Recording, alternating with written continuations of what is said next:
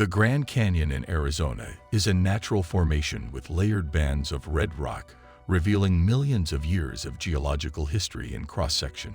Scientists recently discovered something terrifying in the Grand Canyon. Hello everyone. In this video, we will talk about the discovery of Grand Canyon. But before we start, make sure to subscribe to our channel and press the bell icon for regular updates. Let's get started. The canyon averages 10 miles across, a mile deep, and 277 miles long. The Colorado River's whitewater rapids and expansive views are in a national park. Vista's Grand Canyon crosses 4 states: Arizona, Nevada, Utah. Colorado, Arizona, and Nevada are the best places to see the Grand Canyon. It shows rock layers from different periods in Earth's history. As frightening as it is, this discovery could change our knowledge of the Grand Canyon's past. Egypt's artifacts. On April 5, 1909, the Arizona Gazette reported on a Smithsonian Institute-funded archaeological expedition in the Grand Canyon that found Egyptian artifacts. The original story says the team found an underground network of tunnels high above the Colorado River containing ancient artifacts, statues, and even mummies, a major discovery that could not slip under the archaeological radar. But the Smithsonian Institute will say it has no records on the subject. Fossil prints. In 2016, Norwegian geology found the oldest fossil traces in Grand Canyon National Park. Professor Alan Krill made a stunning discovery while hiking with students. The hikers saw a boulder with prominent fossil footprints adjacent to the trail. Boulders fell from the adjacent Moja Formation cliff exposure. The presence of a thorough geological map of the strata, the Bright Angle Trail, and earlier studies of the Moja Formation allowed the researchers to correctly date the traces to 313 million years. Tunnels with cavern-like structures in 1909. The Smithsonian Organization explorer G. Kincaid unearthed unusual caves during an expedition. The cavern's entrance was nearly impenetrable, but Kincaid could enter and make an incredible discovery. The discovery of huge tunnels from a central cavern-like wheel structure packed with antiquities, including sculptures, seed granaries, and copper weapons. Missing rocks. Scientists have been concerned about this phenomenon for decades because the Grand Canyon serves as proof of history through rocks, with each layer representing a specific time period on Earth.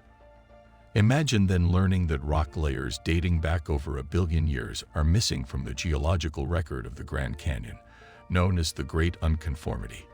In 1869, geologist John Wesley Powell spotted the anomaly while traveling down the Colorado River. Years later, geologists were able to date these layers, confirming the Great Unconformity. Specialists noted that some rocks from 1.4 to 1.8 billion years ago were adjacent to rockstone 520 million years ago. Colorado River. The Colorado River, which rises in the Rocky Mountains and runs 1,500 miles south to the canyon's arid waterfalls, is drying up before flowing into the Gulf of California. The Colorado River is used for kayaking, canoeing, and other watercraft excursions, providing Grand Canyon visitors with an enjoyable diversion. Since Trump became a concern in the Southwest, the river has been running low, but boaters are still seen cruising across Nevada and Arizona's Lake Mead, a distinct line in the rock walls at the lake's edge. Since the Colorado River's future is uncertain, adventurers should book their Grand Canyon whitewater rafting excursion as soon as possible. Uranium. Even though it seems strange, there is uranium in the Grand Canyon. This shows that it is present in the rocklands as a radioactive material, which means that there is radiation in the area. But tests have shown that the radiation is at the lowest possible level. This makes the Grand Canyon a very safe place for people to visit. As of right now, there are abandoned mines in several places in the Grand Canyon. These mines pose a danger to people who live near or in the Grand Canyon. In the 1950s, when people heard about the nuclear materials, miners moved into the area. Tons of uranium was taken out of the Grand Canyon area at one point in the 2000s. The Havasupai tribe was one of these groups. Their settlement is at the bottom of the Grand Canyon. After the Yellow Wall incident, people started to sign petitions to stop uranium mining in the area. The hybrid Supai tribe, whose home is at the bottom of the Grand Canyon, said that the pollution from the uranium could make the water in the area unsafe to drink. A yellow wall tainted the Grand Canyon, which caused damage to the ground below. Grand Canyon caves. Sweet John F. Kennedy, the U.S. president at the time, prepared a safe haven for the population in the Grand Canyon in case bombs fell. He moved enough food and supplies into the caves to support at least 2,000 people. The single-room suite is maintained and run by the above-ground Canyon Caves Motel and is located where JFK's emergency supplies are still fresh and usable after 40 years due to the cave's naturally dry climate. The suite shows several modern amenities, but since the bombs never dropped, the cave suites became tourist attractions for people who visited the Grand Canyon, located 220 feet below ground due to the extraordinary depth, zero humidity, and total darkness. Mojan monster, Arizona's Bigfoot, a Mogollon creature, is one of the Grand Canyon's most intriguing legends. Stevens reported the Mangiano monster in 1903. Stevens told the Arizona Republic that he encountered an unidentified creature near the Grand Canyon.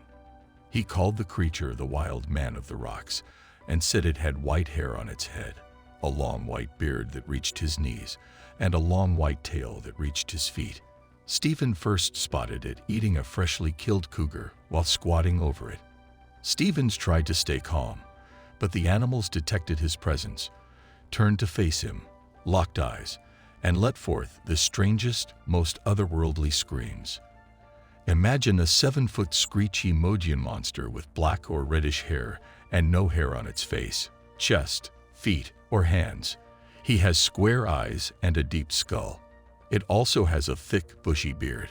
Eyewitnesses have described its horrible body odor as smelling like a dead fish, combined with a skunk's bad body odor, making one wonder how unclean it may be.